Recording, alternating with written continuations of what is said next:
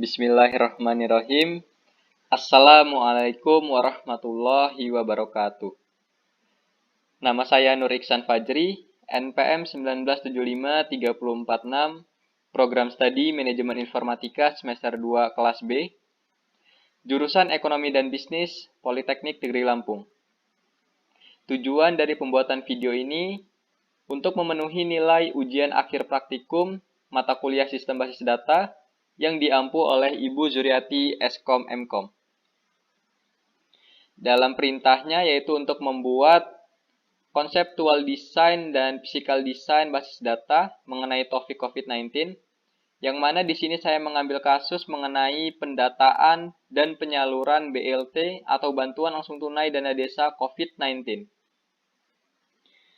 Dampak virus corona atau COVID-19 tak hanya berdampak kepada kesehatan, tetapi juga perekonomian, di mana virus tersebut membunuh pelan-pelan perekonomian suatu negara. Hal ini terlihat dari data Kementerian Ketenagakerjaan yang mencatat sebanyak 1,5 juta pekerja telah dirumahkan dan terkena pemutusan hubungan kerja atau PHK, di mana penyebabnya adalah tidak beroperasinya kegiatan ekonomi di beberapa sektor ekonomi. Dengan melonjaknya angka PHK dan hilangnya mata pencaharian seperti pedagang kaki lima, ojek online, dan lain-lain, hal tersebut yang menjadi dasar pemerintah meluncurkan bantuan sosial kepada warga terdampak COVID-19. Oke, selanjutnya saya akan menjelaskan bagaimana mekanisme pendataan dan penyaluran BLT dana desa COVID-19 tersebut. Yang pertama yaitu kepala desa harus membentuk relawan desa lawan COVID-19. Yang kedua yaitu relawan desa melakukan pendataan kepada warga terdampak COVID-19. Dan kemudian setelah pendataan, data yang dikumpulkan akan dibawa ke musyawarah khusus untuk memvalidasi dan finalisasi data. Selanjutnya yaitu laporan dokumen hasil pendataan kepada Pemda melalui camat untuk memperoleh pengesahan. Dan yang terakhir yaitu pelaksanaan penyaluran BLT dana desa COVID-19 kepada warga terdampak COVID-19 melalui yang pertama kantor pos, yaitu warga dapat mengambil BLT dana desa COVID-19 melalui kantor pos bagi warga yang tidak memiliki rekening. Dan selanjutnya yaitu melalui ATM bagi warga yang memiliki rekening. Selanjutnya itu saya akan menjelaskan konseptual design. Di sini terdapat 7 entitas. Entitas yang pertama yaitu warga, yang mana warga ini memiliki primary key yaitu NIK dan atribut lainnya seperti nama warga, jenis kelamin, agama, status, alamat warga, dan di sini terdapat mandatory. Mandatory adalah atribut yang harus atau wajib diisi ketika pendataan tersebut, karena dapat mempengaruhi dapat atau tidaknya BLT dari Pemda tersebut. Yang mana mandatory di sini yaitu pekerjaan dan penghasilan. Dan di sini atribut yang terakhir yaitu nomor rekening. Nomor rekening ini adalah unique identifiers karena mencirikan kode angka yang unik dikarenakan berbeda, hanya dapat dimiliki satu orang saja. Dan juga nomor rekening ini sebagai opsional karena tidak semua warga memiliki rekening. Jadi ini hanya sebuah opsi. Apabila warga memiliki rekening, bisa mencantumkan rekeningnya. Apabila warga tidak memiliki rekening, tidak perlu mencantumkan rekening pada pengisian data tersebut. Yang selanjutnya yaitu entitas relawan desa, yang mana di sini ID relawan desa sebagai primary key, dan selanjutnya yaitu atribut nama relawan. Yang ketiga yaitu ada entitas desa. Entitas desa memiliki primary key-nya yaitu kode desa dan diikuti oleh 3 atribut lainnya yaitu nama desa, nama kades, dan nama kecamatan. Selanjutnya yaitu entitas kecamatan. Kode kecamatan sebagai primary key, selanjutnya yaitu nama kecamatan dan nama camat. Yang kelima yaitu ada entitas Pemda. Di sini kode Pemda sebagai primary key-nya dan ada nama Pemda dan nama wilayah atribut yang mengikutinya. Dan selanjutnya di sini ada entitas kantor pos, yang mana kode kantor pos ini sebagai primary key dan ada alamat kantor pos dan kwitansi. Dan yang terakhir di sini ada entitas ATM, yang mana kode ATM ini sebagai primary key-nya. Dan yang kedua ada terdapat atributnya yaitu bukti transfer. Selanjutnya saya akan menjelaskan bagaimana relasi dari ketujuh entitas ini. Yang pertama saya akan menjelaskan bagaimana relasi dari warga dengan relawan desa. Warga dengan relawan desa relasinya yaitu many to one, yakni banyaknya warga didata oleh satu relawan desa, sebaliknya satu relawan desa mendata banyaknya warga pada desa tersebut untuk mendata banyaknya warga yang berhak menerima bansos. Yang kedua yaitu antara entitas relawan desa dengan entitas desa, relasinya yaitu one to one, yakni satu relawan desa atau beberapa relawan dibentuk oleh satu desa. Sebaliknya, satu desa membentuk satu atau beberapa relawan desa untuk mendata warga terdampak COVID-19.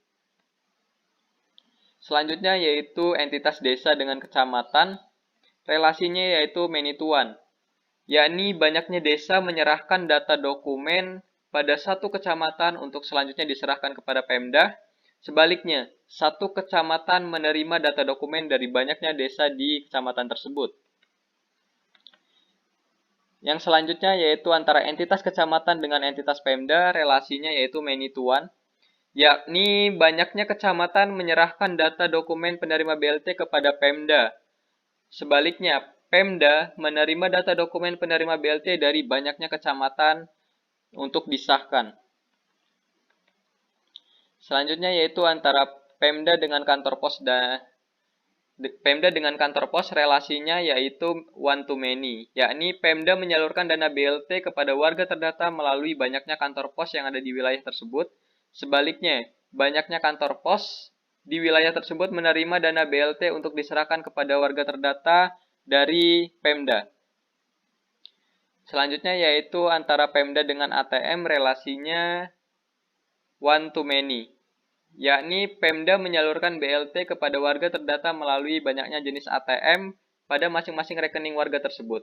Sebaliknya, banyaknya ATM menjadi tempat pengambilan dana BLT yang disalurkan melalui rekening warga oleh Pemda.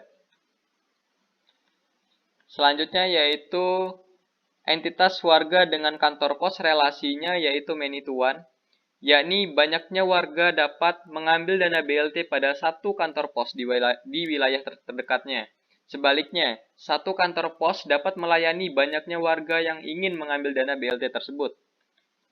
Dan yang terakhir yaitu entitas warga dengan ATM, relasinya yaitu many to one, yakni banyaknya warga dapat mengambil dana BLT pada satu jenis ATM di wilayah terdekatnya. Sebaliknya, satu jenis ATM dapat melayani banyaknya warga yang ingin mengambil dana BLT tersebut. Oke, itu dia konseptual design yang sudah saya jelaskan mengenai atribut-atributnya dan relasinya. Ya, ini di sini juga saya akan menjelaskan mengenai ARCS, yang mana pada konsep desain ini terdapat ARC.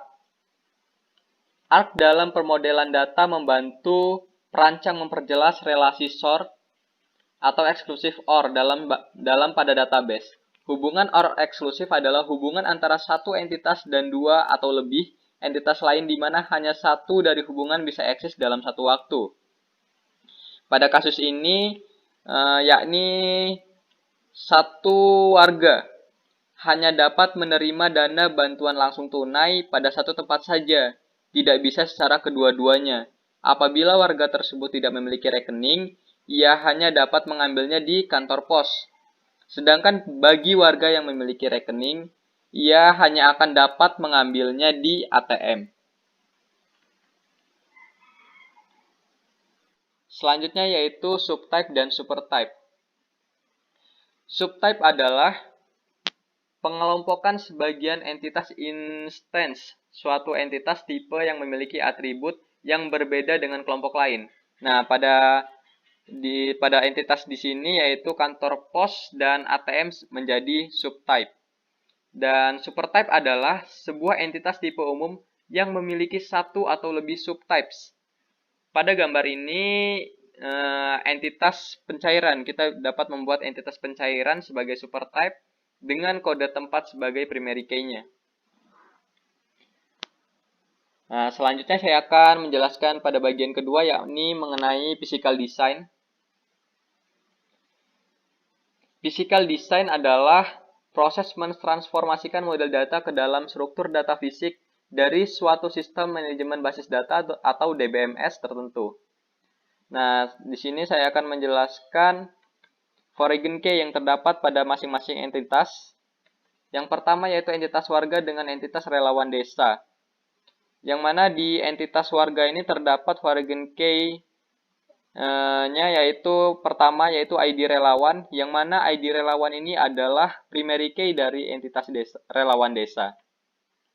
Selanjutnya yaitu relawan desa dengan desa. Di sini terdapat satu foreign key yang mana dilihat terdapat pada entitas relawan desa, foreign key-nya yaitu kode desa, yang mana kode desa ini adalah primary key dari entitas desa.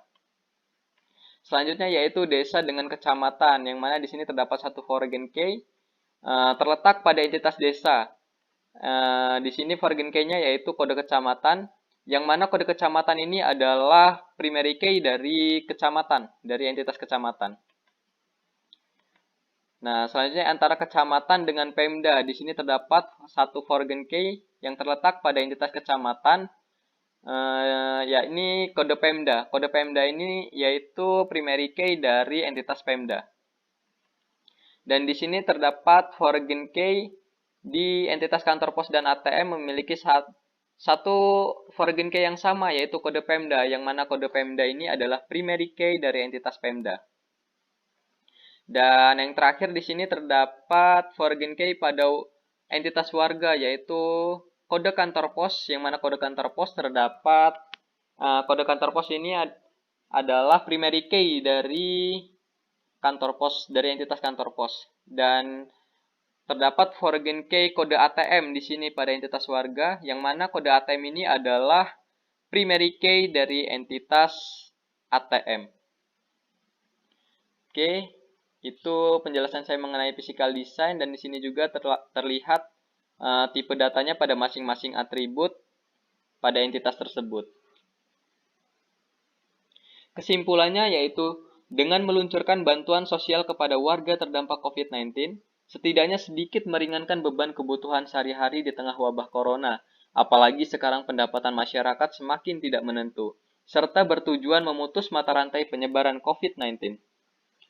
Tiada gading yang tak retak. Apabila penjelasan yang saya jelaskan tadi itu terdapat kesalahan, saya mohon maaf, kepada Allah saya mohon ampun. Saya akhiri. Terima kasih. Wassalamualaikum warahmatullahi wabarakatuh.